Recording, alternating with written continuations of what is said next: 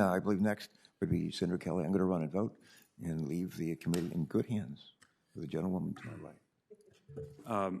Thank you, Mr. Chairman, and Madam Chair, thank you for being here. I'm going to follow up on the questioning that a lot of us have that Senator Lummis started, and that's on this new NEPA reg. And I think, A, there's very much disappointment in CEQ, what they're doing with this.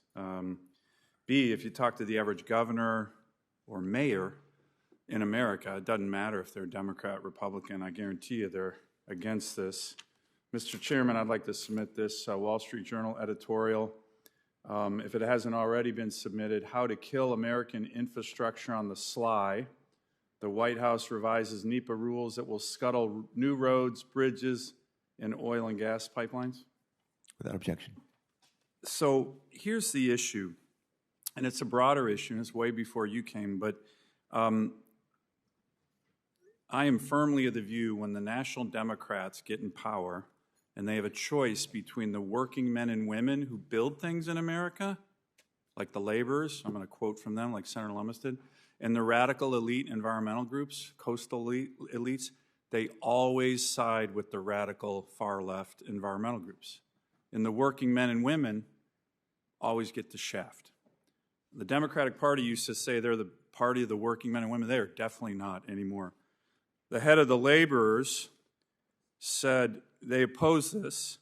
Rollback of the updates to the NEPA reinstate burdensome requirements that will cause excessive permit delays and allow project adversaries to use frivolous lawsuits to disrupt and upend long overdue construction. Once again, I'm still quoting from him, communities in need of vital infrastructure and the hard-working men and women who build America will be waiting as project details are subjected to onerous reviews.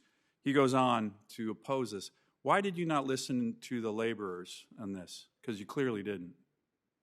Thank you, Senator, for that question. As I've been saying today, I mean, our focus and the President's focus as we are moving forward and the work that we're doing on the National Environmental Policy Act is to make sure that we're taking advantage of good science. No. You guys, analysis. Let me interrupt. I'm sorry, but you guys always fall back on science, and it drives me nuts. Let me give you another example.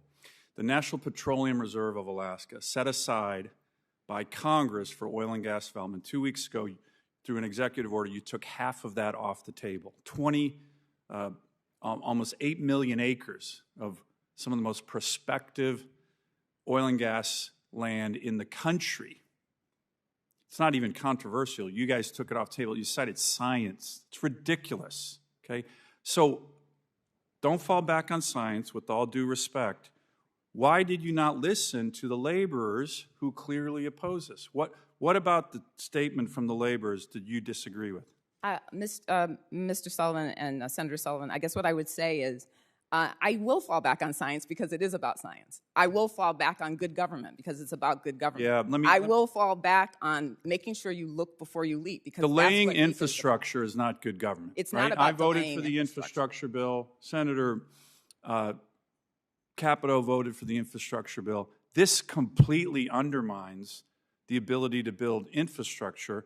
The people who build it, like the laborers, agree with my position. Let me ask another thing. When you talk about good governance, your rule says agencies have to analyze, compile reports on indirect and cumulative effects, quote, aesthetic, historical, cultural, economic, social, and health impacts for every single major federal action. Where is the limiting principle where you have to focus on, quote, aesthetic, historical, cultural, economic, social, and health impacts? Could any EIS survive a challenge when you are literally saying you have to focus on everything? I mean, what's the limiting principle here? This is an invitation for radical, far-left environmental groups to sue.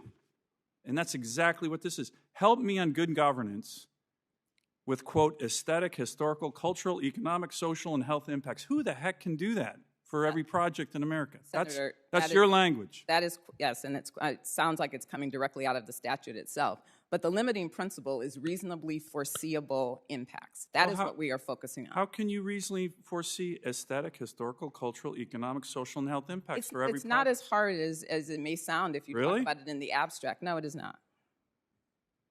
How can you do an EIS that fits that principle? It's done every day, Senator. I mean, there are professionals who know the environmental area and how you do an analysis, and it's Let me done just every ask day. one, I'm sorry, I'm out of time. I'd like to go back to the question is, why did you ignore the laborers' very significant, substantial comments? These are the men and women who are going to build America infrastructure. They know what they're talking about. Why did you ignore their concerns? We did not ignore them, I will say. And You the did. reason that we issued a permitting action plan today is because we are trying to balance those two things. How do we get projects done exponentially, but also done in a way that we are actually doing the analysis necessary? We're not ignoring them. We're trying to do it in a way that makes sense. You've ignored it, right? They were against your rule.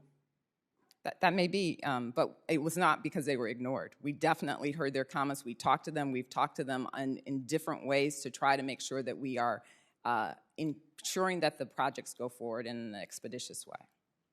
Senator Kelly.